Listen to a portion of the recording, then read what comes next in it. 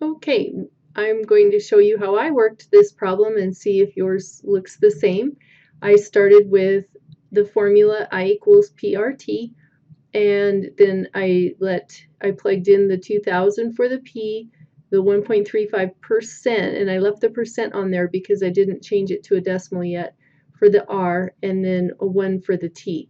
Now remember, I can either convert this to a decimal just by moving my decimal place 2 places to the left, which would give me, I'll write that down as my next step, 2000 times 0.0135, no percent sign anymore because I moved my decimal place, and then times 1. And remember that 1, anytime you multiply by 1, it won't change your value at all. So I can use either of these two lines to do my calculation, but I'll show you both. Turn on my calculator.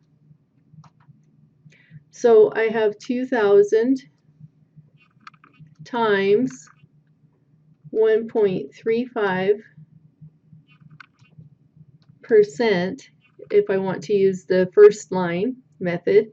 And then I can put the times 1 in there, but it's really not going to make any difference, so I don't need to use that. And then equals. And I get 27. And let's just put that off to the side here. And let's see what we get from this other method. Should be the same thing, but 2000 times 0.0135. So that's my rate as a decimal equals 27.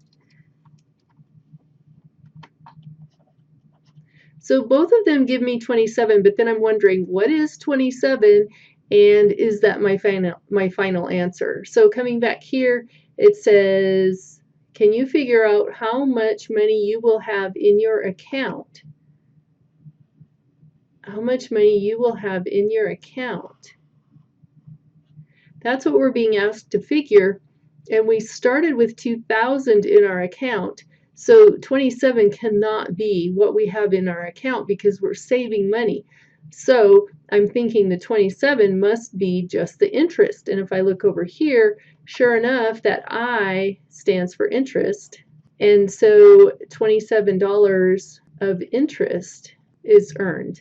And then that means the $27 has to be added on to the 2000 that I started with. So we'll take that 2000, add it on, and I get 2027. And so with simple interest, in 1 year, I will have $2,027 in my account.